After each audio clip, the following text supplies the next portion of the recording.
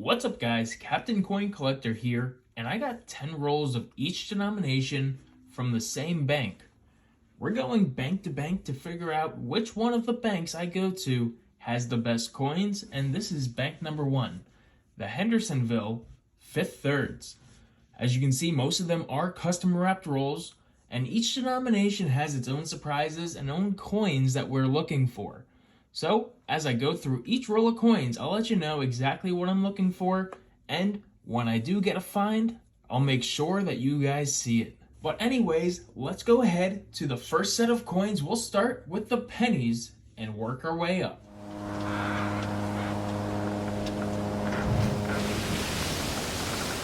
So like I said, we're going to begin with the pennies.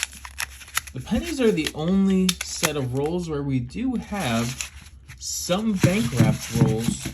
The rest of them customer wrapped rolls, and it looks like it's from 2 different customers. So we'll start off with one at random, and I'll let you know what I'm looking for with the pennies. Now pennies are awesome because there's a higher chance that you're going to find some older coins searching pennies. We're looking for pennies that have wheats on the back of it, commonly known as the wheat cent. So the wheat cents are from 1909 and they go to 1958.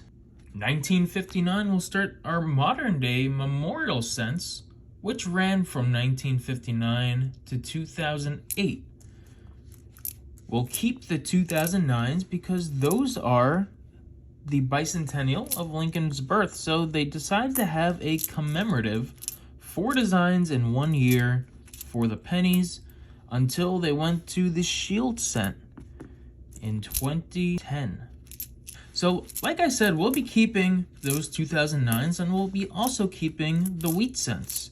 We'll be putting aside coins for possible errors, such as the 1992 close AM, as well as the 1998 through 2000 coins for the wide AM. We'll be putting also aside pennies like this one that are shinier towards the archive collection. The archive collection is a part of my coin collection where I'm trying to get a roll of each modern date coinage from the United States. That includes pennies, nickels, dimes, quarters, half dollars, and dollar coins. In addition, I am also hoarding copper. Now each penny minted from 1982 and below does contain 95% copper, such as this one. With the price of copper rising, that means each penny, though face value is only worth 1 cent, its compositional value is closer to 3 cents, again with copper being near $5 a pound. So we put all those aside as well and hoard them. So roll number 2, we're looking for the same exact thing, hoping to get a few finds, hoping to get a few wheat pennies, and we already see one in here. Not a wheat penny, but it is one of those 2009 pennies. As you can see, it's a very different reverse from our modern shield cent or our memorial cent, and hopefully I'll be able to show you a wheat penny as well. But we got our first 2009 from the Philadelphia Mint, and we can tell it's a Philadelphia Mint because there is no mint mark. The only penny, in fact, that does have a mint mark for the Philadelphia Mint. We got our first bank wrapped roll. Time to see what's inside here.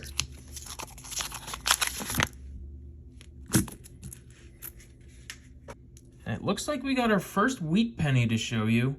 It is a 1942. Like I said, these wheat pennies are from 1909 to 1958.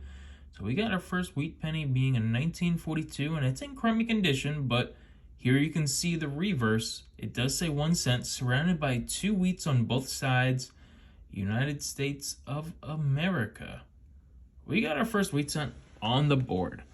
So now that we've found pretty much one of each of the coins that we're looking for, I'm going to go ahead and speed this up and show you exactly what I get at the end of these 10 rolls.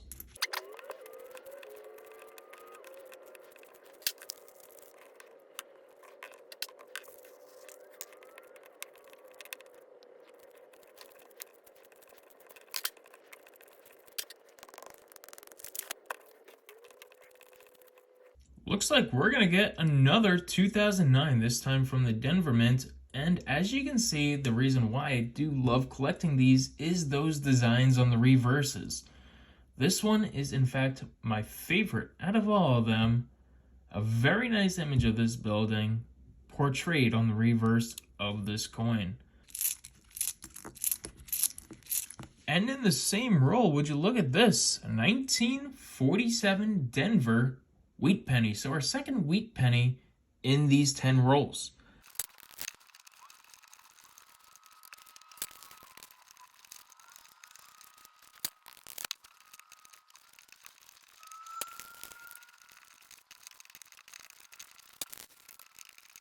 And the last roll of the pennies, we got ourselves another wheat cent, a 1950 Denver. So our third one, first one from the 50s, surprisingly, because the 50s are the most common ones, but a third one nonetheless from 1950 and from the Denver Mint to wrap up the hunt.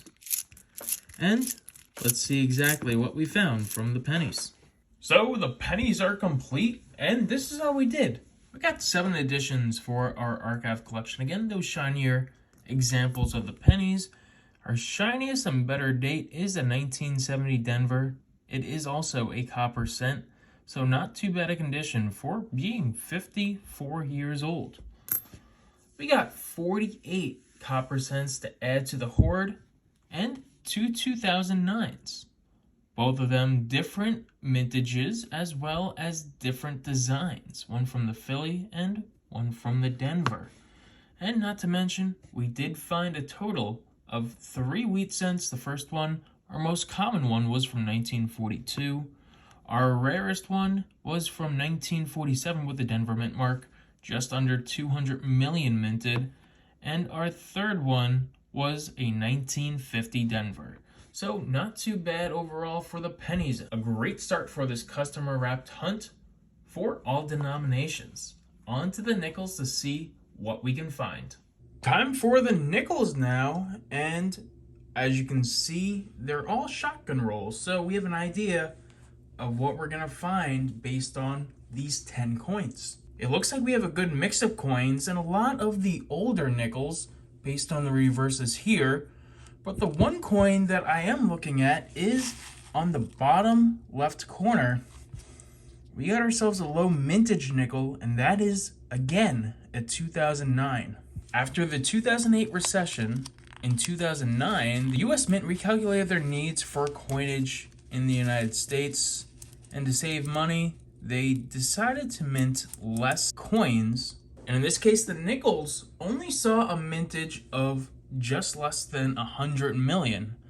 So we have one of those 100 million coins, and again, that's between the Philadelphia and Denver mints. We have a 2009 Denver right away as an add to the stack. Now with these coins, we are looking for oldies, and the oldies are pretty similar to the oldies of the wheat pennies. The Jefferson nickels began back in 1938, and the oldies are until 1959. Of course, people have different opinions of when the oldies did start, but for my collection, we're collecting anything from 1938 all the way to 1959. In addition, the other coins that we're collecting are those of the archive collection, sort of like this one. As you can see, it's pretty shiny. It's got a Denver Mint mark. If we flip it over, it's actually an oldie, but it is a blazer, a 1957 Denver blazer oldie. Holy cow, this is in really good condition, guys. As you can see, this is a coin from the year 1995, and this 1957 definitely beats that condition, despite the 1957 being almost 70 years old. Holy cow, guys, great condition coin, a 1957 blazer. These coins look like they're gonna produce some good finds. So let's get the rest of the rolls out of the rubber bands and see what else we can pull. In addition to the oldies, we're also looking for Buffalo nickels. Buffalo nickels are from 1913 all the way to the end of the production, which was 1938. So that's just another coin that we will be looking for in these rolls, though you typically don't see them too often in customer wrapped rolls. It's not impossible to find them either. The last coin of significance that we are looking for are the silver war nickels. And back during World War II, the United States needed both nickel and copper for the war efforts, so they decided to mint some of the nickels from 1942 to 1945 using 35% silver. With silver's current price at around $30 an ounce, 35% silver war nickels are worth approximately $1.75. Is definitely something that we are looking out for while searching these rolls of nickels. So in addition to the oldies, the Buffaloes, and the 2009s, we got quite a bunch of coins that we are going to look for in these rolls. But let's speed it up. I'll let you know when I get my next find, and I'll show you at the end exactly what we came across. Roll number 2, we got another oldie, 1947. There's no mint mark next to the Monticello on the right side, meaning that it is a Philadelphia. Our second oldie, not as good as condition as the last one we found, but it's still an oldie, and we'll add it to our stack.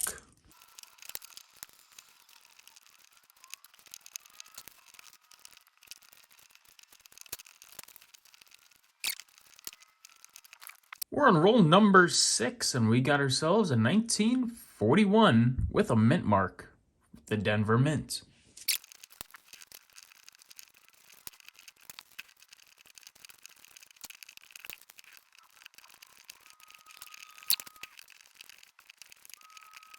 So with the addition to some 2005 nickels that I put aside for my personal collection, we found a few archive collection coins, a low mintage year, 2009, bearing a Denver mint mark, and 3 oldies.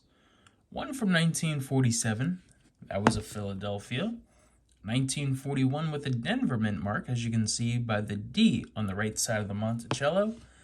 And this beautiful condition, 1957 Denver.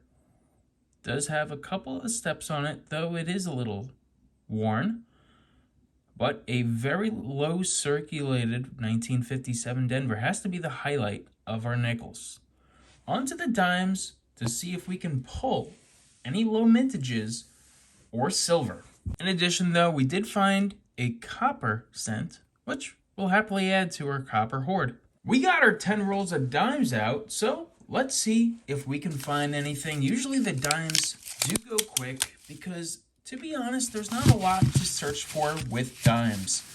Like I said before, we'll be looking for those low mintage dimes with less than 100 million minted, as well as silver. That's about all we will be looking for. They have some foreigns in here every once in a while, or the elusive 1996 with a W mint mark. But other than that, dimes rarely give us a good find. The most common good find is that low mintage 2009.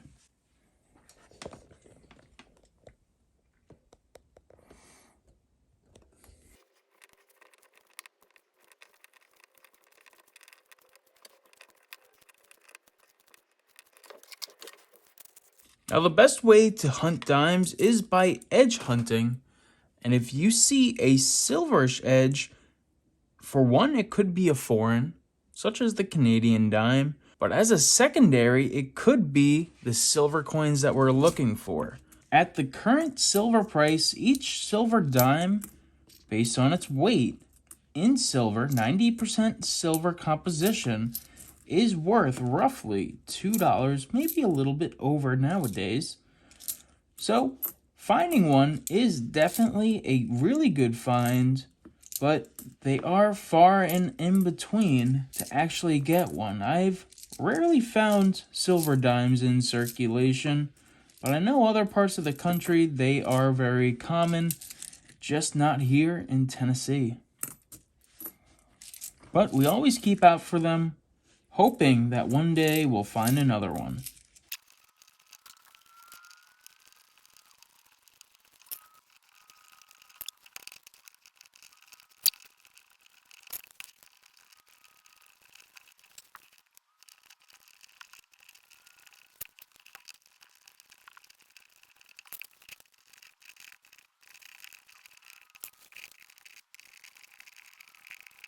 So, all done with the dimes, and all we have to show for it are a few adds to the archive collection.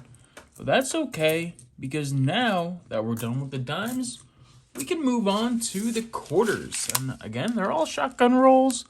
Not seeing much of a start, but there's a lot to look for with the quarters, and I can't wait to start going through them. Last but not least, we have the quarters to go through, and like I said, there's a lot to search. Whether it's errors, silvers, W's, low mintage years from 2009 to 2012, we're going to have some fun going through these.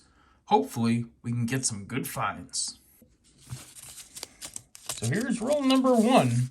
We'll lay it down. Hopefully, we can find ourselves a W. The W's are the most sought after coin when hunting quarters nowadays. The W's were minted in 2019 as well as 2020 to respark the coin collecting industry. West Point minted 20 million total of those coins across those 2 years. And though they are rare, they still are in circulation, still being so new. Another thing you can find are also the S-mint marks, whether they're proofs or NIFCs, which stand for not intended for circulation. But here we got our first low mintage year, and it is a 2012. Back in 2009 to 2012, we saw a lower mintage of these coins. More notably, the 2010 to 2012s, some of the mintages per Philadelphia and Denver Mint range from 25 million to 50 million. So I always put them aside. Sometimes you could sell them on eBay for double face value. And here's an example of a 2020. One of the designs that carry the W Mint mark, of course, there's a P on here, but if we did have one from West Point, there would be a W. So we always look out for those as well. And though this is a 2012, it is the highest minted 2012 because in 2013 they started minting more and more quarters. But because it is a 2012, we will put it aside for the hunt.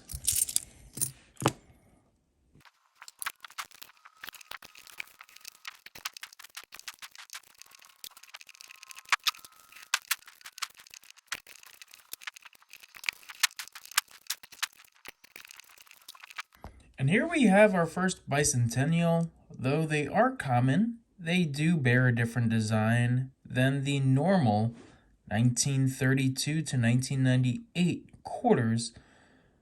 A very nice design that was designed to commemorate the 200th anniversary of the United States. They also had a different design on the reverse of the half dollar as well as the, at the time, dollar coin Eisenhower dollar.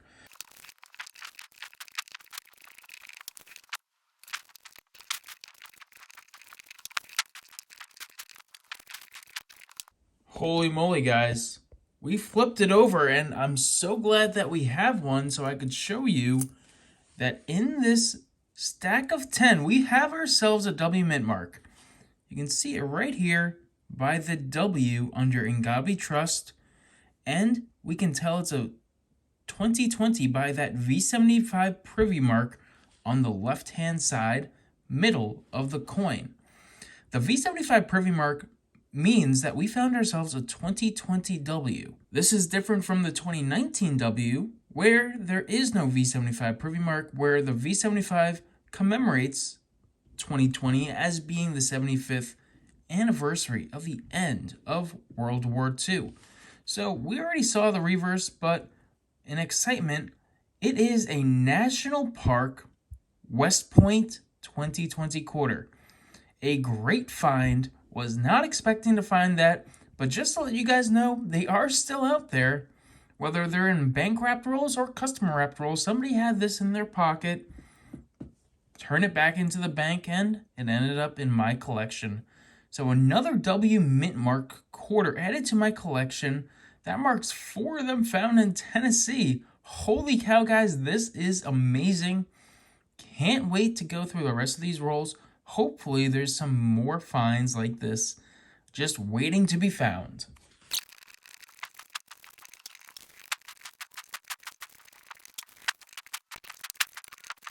For the quarters, we ended up with a good amount of archive collection coins, in addition to 7 low mintage years from 2009 to 2012.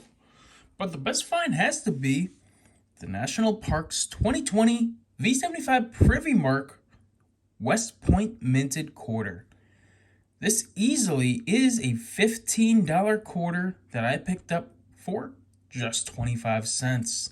So definitely the best find of the quarters and best find of the hunt. Let's review the best finds from the hunt, starting with this, again, West Point quarter. The best find from the quarters. For the nickels, the best find was that 1957 Denver with some steps in a blazing condition. Not a bad find for the nickels. And for the pennies, we ended up with 3 wheat cents. Those will be the best finds for the pennies, the wheat cents that we did find to add to our collection. I hope you guys enjoyed this multi-denominational series. If you did, I'd appreciate if you give it a like and subscribe for more hunts like this in the future. I've got plenty of coins to go through, and I can't wait to go through them to find more coins, just like this rare one we found today from a custom wrapped roll here in Tennessee. Again, if you did like the video, leave a like, subscribe, and I'll see you in the next video. As always, thanks for watching and happy hunting.